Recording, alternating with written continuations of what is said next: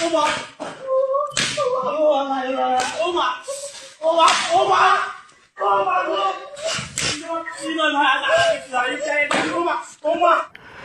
কেমন নির্মমতা আমার সোনার বাংলায়। মাননীয় প্রধানমন্ত্রী জনাব তারেক রহমান, আপনার কাছে হাত জোর করে রিকোয়েস্ট করব, যারা এই ঘটনার সাথে জড়িত তাদেরকে দ্রুত ধরার ব্যবস্থা করুন এবং দৃষ্টান্তমূলক শাস্তির আওতায় নিয়ে আসুন। ভাই, ধরে নিলাম একজন মানুষ অপরাধী, মানে যাকে পিটাচ্ছে, গাছে বেঁধে যাকে পিটাচ্ছে, ধরে নিলাম সে বড় কোনো অপরাধ করেছে, চুরি ডাকাতি বা যে কোনো একটা অন্যায় সে করেছে। ভাই, দেশে কি আইন প্রশাসন নাই? তাকে কি আইনের হাতে তুলে দেওয়া যেত না? তাই বলে এভাবে তাকে মারবে? এভাবে মারা এবং নিজের হাতে আইন তুলে নেওয়ার অধিকার এদেরকে কে দিয়েছে?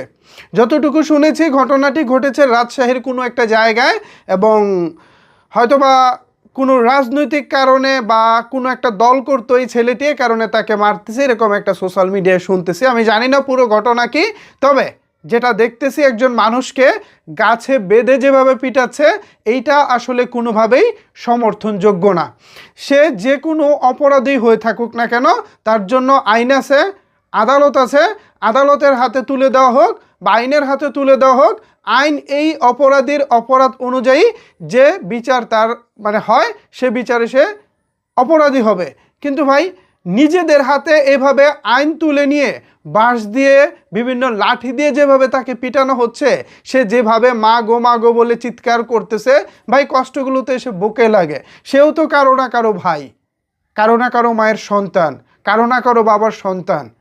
এভাবে কাউকে পিটানো যায়? মানুষ অপরাধ করতেই পারে, মানুষের ভুল হতেই পারে। আমি, আপনি, আমরা মানুষ, আমাদের ভুল যে কোনো সময়ই হতে পারে, ভুল মানুষেরই হয়। কিন্তু তাই বলে এভাবে পিটানো কোনোভাবেই সমর্থনযোগ্য না।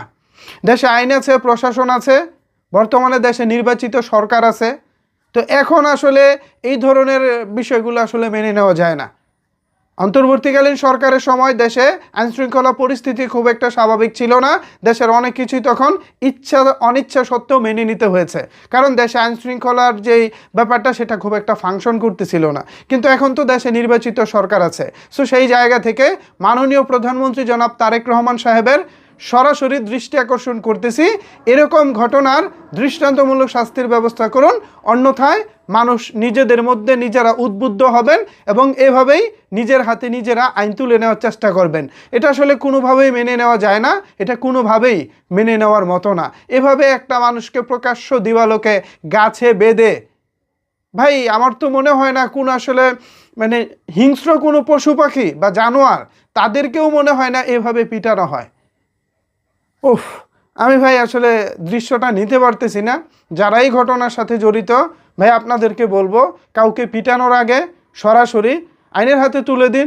যদি তার কোনো অপরাধ থাকে সেটা আইন আদালত দেখবে, নিজের হাতে আইন তুলে নেবেন না। কোনো মায়ের সন্তানকে এভাবে পিটানোর অধিকার সত্যিকার অর্থে আপনাদের নাই আমার মনে হয়। ভিউয়ার্স, এ বিষয়ে আপনাদের মতামত কি জানতে চাই, জানাতে পারেন নিচের কমেন্টস বক্সে। ধন্যবাদ সবাইকে এতক্ষণ আমার সাথে থাকার জন্য।